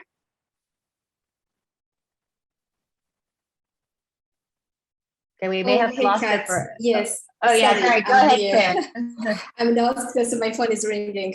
Sorry. No, that's okay. So the question was, so just sort of final remarks, if you have any. And then there was one specific question regarding barriers at the primary and secondary school level, if you wanted to address that. Okay, I think that's one thing I always talk about. If my parent did put me in science-related field, I will not make a medical doctor. So I think we need to prepare our kids from probably primary school, secondary schools, and we have to sort of support what they want to become, because I think at one point my mom thought I could be an economist. So she put me first in economy class, and then I was lucky enough that changed and I got mathematics, and I had major in biology and chemistry. That's why I made it to medical school. So if I didn't have that path, I could not have made it to medical school. So I think parents also have a big role. I'm not saying that they should choose for whatever their kids want to become, but I think they should support them. If you have a kid, I got one parent who came to me with a boy who just finished high school, but he did not major in biology and chemistry. So he will not make it to the medical school, and he wanted to become a doctor. So that, I think we need to listen to the kids in high school and see if they have aspiration to become doctors, and eventually support them to have preparation, because they have to get to those same classes that prepare them to get to eventually to the medical school. And I think there was one last question about multidisciplinary teams. And as I was saying, we need different doctors who can do different things. I cannot do it by myself. I will need eventually my other surgical colleagues. And I think we need to work as a team, and we need to come together. That's probably best being done in cancer care, where you have oncologists, radiation oncologists, surgeons, and who sit and discuss in what we call MDTs, and they come up with, with a big solution. So I think in surgery training, we can come up with such multidisciplinary discussions and for the better care of our patient. Thank you. Thank you so much, Claire. Judy, closing remarks. I know there was lots of comments about sort of systems thinking and the surgical workforce, and definitely the inclusion of nurses, which, here in South Africa, for example, we have a COVID surgery recovery plan, and all the funding is going to the nursing shortage. So, Judy. Thank you. And it's really great to hear that people here are beginning to see the importance of including nursing. For me, I think in closing, I want to reiterate again the systems approach, or the holistic or the comprehensive, I guess, and again, I was saying the need for that comprehensive, holistic approach to these issues we are facing in Africa when we are looking at the SOAP, for example, surgical obstetric and anesthesia, global surgery, as UGHE is launching its center today. Again, I think I really like Dr. Emmanuel Makasa's comments around really looking at ourselves in the need that we have, and not just imagining there is what worked somewhere, we just cut and paste it into our different countries. And coming from Kenya, it's exciting to see some of those non-physician trainings and use of technology and whatever else can be done that will help us solve this problem that we are talking about. I think it's important for us to see that we have to think differently. We have to do things differently. And if one other thing I would like to add, related maybe even to the high school training for our children, is really now projecting medicine and the clinical specialties like mine of nursing and midwifery, and not looking at that as the only two things. We need a doctor, we need a nurse, we need a surgeon, we need an obstetrician and anesthesiology, and that's it. But sort of opening it out, our profession, to other fields that can attract people, bioengineers, even the arts, those things now will make our workload lighter when we bring in the counselors, the social workers, when we bring in other non-medical things that help the whole system. If you're going to build a road in the mountains of Butaro, for heaven's sake, what kind of road do you need? We need an engineer to then say, this design will reduce the trauma that some of us are talking about that we face in Africa around vehicular accidents, RTAs. I have nursed patients post-op whose bones just did not, align, and they've now been disabled for life because of a road traffic accident. So why aren't we looking at medicine like that? I think for me, that's a good thing, and I'm happy UGHE is already looking at it, because this Center now for Global Surgery isn't looking at medical answer to this issue, but is really trying to bring in all the other aspects. So those are my closing remarks. Thank you. Thank you, Judy. Definitely a community-centered approach rather than the medical one. Isioma, over to you. Thank you very much. So two things. One on early career development and disruptive funding mechanisms. So I think the pandemic has shown that we all work in very resource limited settings. And what it's shown us with regards to workforce is that we are all experiencing burnout on different levels. And so what I would like to advocate for is, as clinicians, as midwives, as nurses, we are so proximal to the problem, we feel the problem. And so we sometimes have some of the really interesting solutions to the problem, but the lack of headspace to create and innovate and take a step back is a huge barrier to addressing this, particularly for those of us coming behind, the younger ones. So I'd like to advocate for intentionally structuring into healthcare systems and surgical care systems, early career development for nurses, midwives, surgical, anesthetic, OBGYN trainees. And finally, that we need to engage in more creative discussions around disruptive funding mechanisms. And by disruptive, I mean funding mechanisms that challenge traditional power imbalances that set the agenda, such that the power and the agenda is set by the people who are actually doing the work proximally. Thank you. Thank you, Isioma. Very well said. Emmanuel, I know we're running out of time, but maybe in a minute or less, do you want to make a final comment? Yeah, so thank you so much for the opportunity to be with you. Again, I would like to congratulate the university leadership and all that have come to make sure that this becomes a reality for Rwanda and hopefully for the Great Lakes region and beyond. But as going by your name of, based on equity, I would like to say that inclusion is a component of equity. And so we would like to see you live by your word. We would like to see that center really being inclusive of all cadres that are important to delivery of surgical healthcare. And these are not only in the health sector. The transport sector, you have to go to the community, you have to include the patients, you have to listen to them. So be inclusive in your approach to your work. You'll be leading the way for us, and we look forward to learning from you. I also would like to see that in the issues of access, you are not only talking about access for patients to surgical care. There should be access for other cadres to the decision-making table and access for yourselves.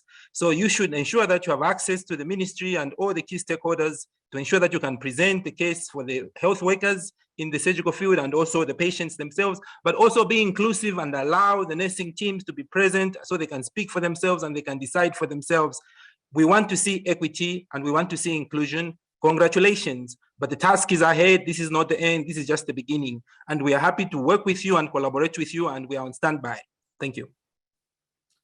Thank you very much, Dr. Makasa. I won't add much to what they've said. They've done a very good job at wrapping up the discussion.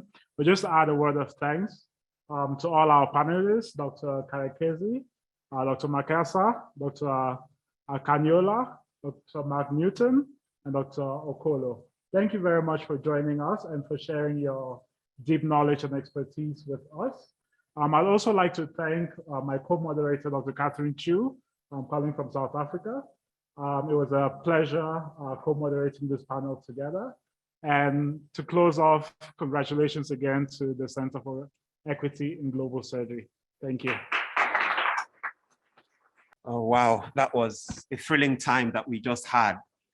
Listening to voices from all over the world with solid content. This is like a plan, a roadmap for the future. We're grateful to all of you all panelists for this time. I think this discussion, we're talking behind the scenes, and I think this discussion should continue and eventually should birth some form of definite action for us.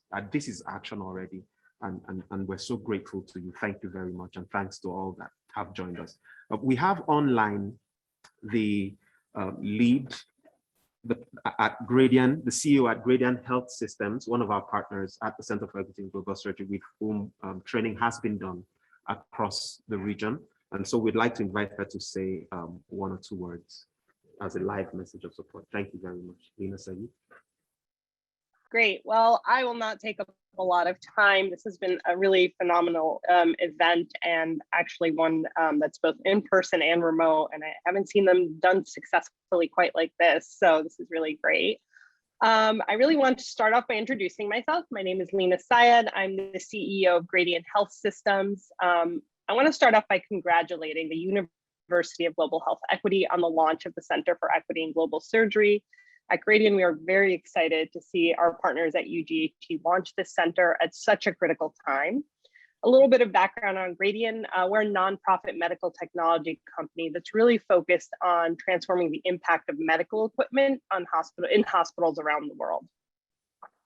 UGHE and Gradian really started working together in 2019. We shared a common goal of strengthening healthcare through an ecosystem approach, which was really focused on empowering and equipping people, whether it be healthcare providers or biomedical engineers, with the necessary skills and tools. Our partnership began in 2019 with the launch of the Anesthesia and Critical Care Simulation Laboratory at UGHE. And together we have worked to build capacity through the training of healthcare workers, including physicians, nurses, and non-physician anesthetists. UGHE has always been an advocate, but most importantly, a leader in ensuring underrepresented groups have access to health education that's needed to provide high quality and accessible care.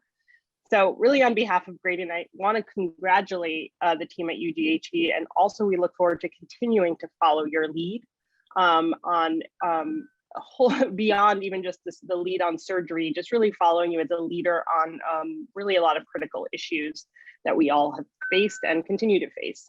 So really thank you for giving me the opportunity to speak, and I really look forward to continuing this partnership. Thank you so much, Lina. Next up, we have some more messages of support from our friends and our partners. So first of all, we've got Professor Walt Johnson, who is Professor of Surgery, Neurosurgery, and Public Health at Loma Linda University. Following that, we have the Chief Medical Officer at Operation Smile, Dr. Ruben Ayala. Then we have Dr. Thomas Weiser, who is Director for the Program in Global Engagement at Stanford University. And then finally, we see Professor Catherine Chu again, who is Director at Stellenbosch University for the Center for Global Surgery. Thank you.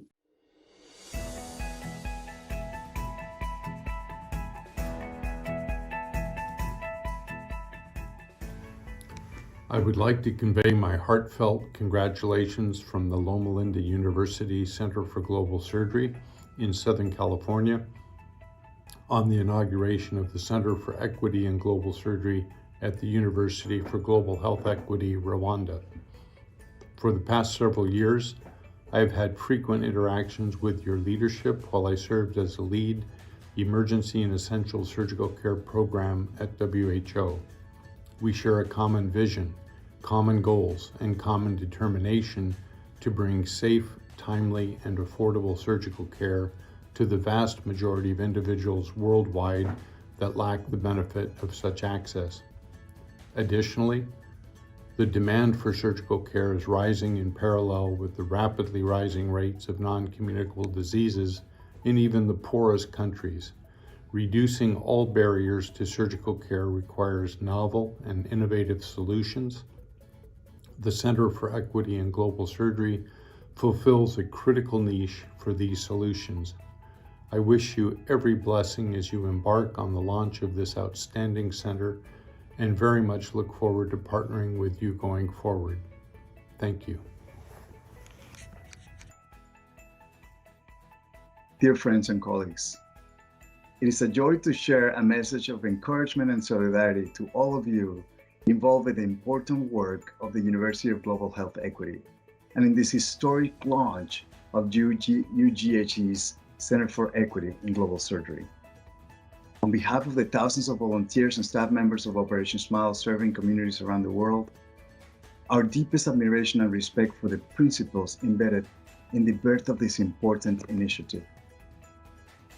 As you get ready to transform imagination into innovation, to use the strength of your knowledge to help shape the leaders of today and tomorrow, and to convert the mightiness of your hearts and passion into actions and service for others, we can only pledge to stand with you, for your goals are worthy and necessary in the building of a kinder, fairer, and healthier world.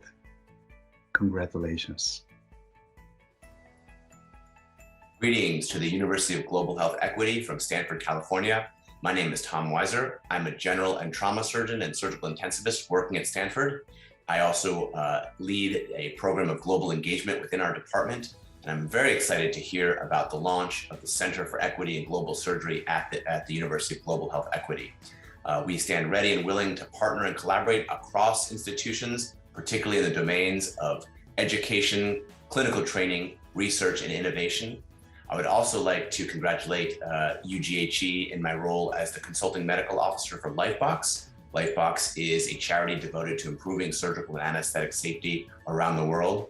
And our organization also stands ready and willing to help in whatever ways we can. This is a very exciting initiative. I was delighted to hear about it, and I look forward to the years ahead and a very fruitful and productive collaboration and body of work. Good morning.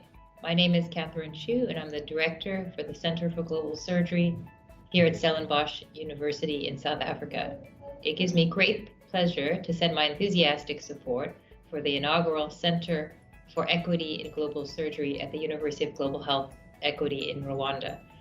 Professors Abebe Bekele and Robert Riviello I have worked with in the past, and I look forward to the cross-fertilization of our two centers here on the African continent. And we highly support UGHE's mission to bring equitable, safe surgery, obstetrics, and anesthesia care through an integrated, compassionate, and community-centric approach. Congratulations again on this new endeavor, and we look forward to working together.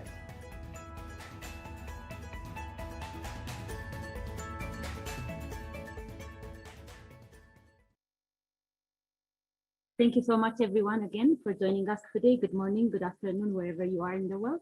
My name is Salam, and I'm one of the PGSSP fellows here. I'm also a visiting fellow here at the UGHE. Now we're going to have another video by four other pillars in global surgery. One is by Professor Sherry Wen, Vice Chair and Professor of Surgery and Director of Global Surgery at the Global Health and Innovation Center of Stanford University. The second person is Professor Miliard Dadebo from here in Rwanda. He's the CEO of King Faisal, and he's also a professor of pediatric surgery. The third person would be Professor Adrian Gunn, who's a professor of anesthesiology and at UCSF and president of WSSA, which is World Federation for Society of Anesthesiologists. And then the fourth one would be Professor Henry Rice.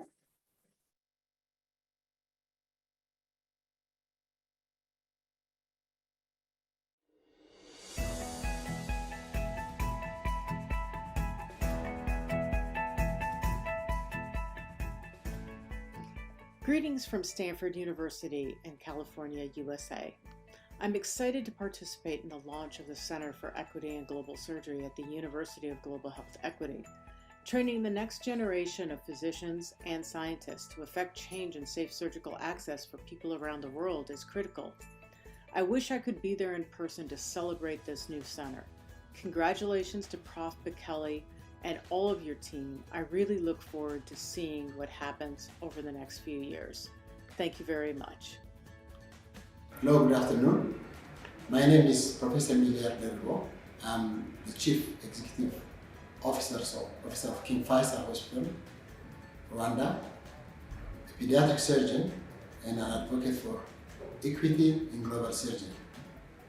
As someone who has been practicing for over 30 years in the region, I'm an advocate for interventions and funding for practicing safe surgery, building capacity, and promotion of collaborative research. In line with this, it is an honor to support the Center for Equity in Global Surgery at the University of Global Health Equity. This center will advance and reframe the global surgery agenda through equitable access to education and research. I look forward to supporting the center and contributing to the advancement of its mission of equitable access to quality and safe surgical obstetrics and anesthesia care for all through an integrated, compassionate, and community-centric approach. Thank you very much. Hello, I'm Adrian Gelb, the current president of the World Federation of Societies of Anesthesiologists. And on behalf of WFSA, I am delighted to offer you greetings and congratulations on the creation of the Center for Equity in Global Surgery. Dealing with equity is a huge challenge, and we need to fight it both in our external approach, for example, equitable access for all patients to safe surgery and anesthesia, but we also need to deal with the issue internally in how we organize and manage our own institutions. WFSA does have a similar committee, and perhaps there'll be an opportunity for us to work together. Doctors Bekele, Riviello, and others. I'm Henry Rice from Duke University and the Duke Global Health Institute. On behalf of our whole team, I am thrilled to congratulate you on the launch of the Center for Equity in Global Surgery at UGHE. It is absolutely fitting that UGHE help lead the next generations of leaders in global surgery, as you are uniquely skilled in training leaders who are not only excel in clinical care, but also understand how best to deliver surgical care to the poor and marginalized in Rwanda and around the world. We have been fortunate at Duke to work with you on educational platforms and other academic partnerships to advance the science of global surgery. We are tremendously excited to continue to learn from your leadership as you launch this center. Many congratulations again. Thank you.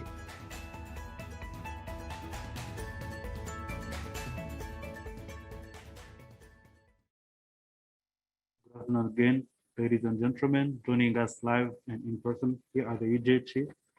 Finally, as the Dean said, the UGHE is not an island. We always welcome partners and support from our friends. That's why we take this opportunity to welcome the last message from our supporters and partners. The first one, the best one, and our co-chair, Dr. Robert Riviello, the co-chair of the Center for Equity in Global Surgery. The next one is Dr. Negusi Tietena Mamo, who is the Global Clinical Director of Lifebox. Thirdly, we have Mark Shene, Director of Cleveland Foundation. And lastly, we have Dr. Geoff Ibbotson, who is the Director of UNITAR and the Executive Lead of Global Surgery Foundation. Thank you so much. Hello, my name is Robert Riviello, and I'm speaking from my roles within the Brigham Women's Hospital Center for Surgery and Public Health, the Harvard Medical School Program in Global Surgery and Social Change, and the University of Global Health Equity Department of Surgery. Today at this launch event, I find myself grateful, inspired, and committed. Grateful to our Vice Chancellor, Agnes Binagwaho, and our Deputy Vice Chancellor, Abebe Bekele, for their leadership and their commitment to increase and strengthen capacity to deliver surgical care for impoverished communities on the continent of Africa and beyond. Inspired by this cloud of witnesses, of mentors, colleagues, peers, mentees, and friends, we're striving to provide compassionate, quality surgical care for the people of Rwanda, for the ex-Arija, for all of Africa. And as a co-director of the center, I'm committed to collaborating and to finding common cause with like-minded partners let's figure out together how to maximize the benefits of the Center of Equity and Global Surgery for the many, for the destitute, sick, and impoverished of our country, of this continent, and of the world. Thank you. Dear my colleagues in the University of Global Health Equity, I am very much pleased to join you on this occasion of launching your Center for Equity in Global Surgery. I am Dr. Nanaguset, the Global Clinical Director of Lifebox, a pediatrics and general surgeon from Ethiopia.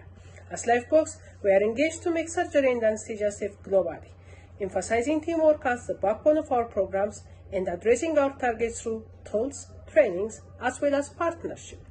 We are very much excited to have UGHE as an important partner and looking forward to impact based in the coming years. We believe this partnership to benefit both of us and to strengthen our mission of addressing access to safe and quality surgical, obstetrics, and anesthesia care for all.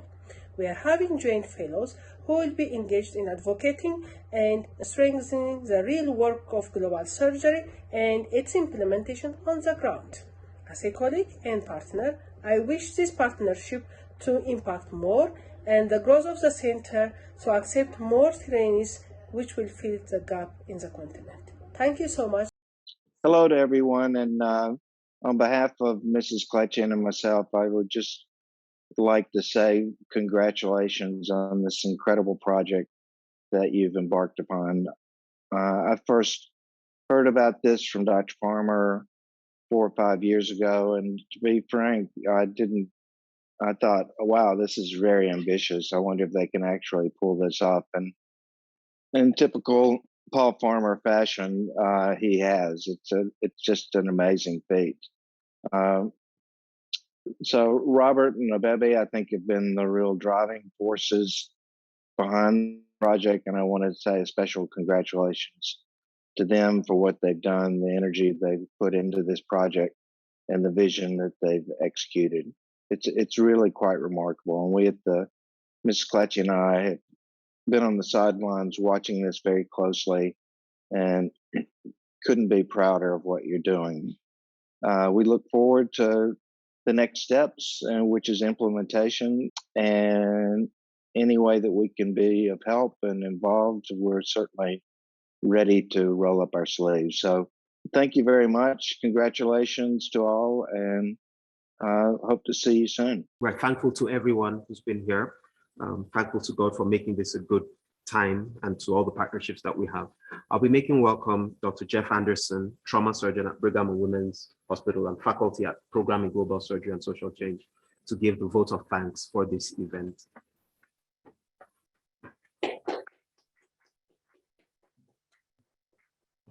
Hello, everyone.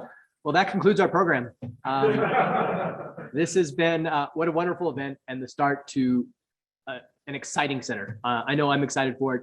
I just wanted to take a minute to say thank you to everyone around the world who has joined here today. And for those of us here in the room, thank you.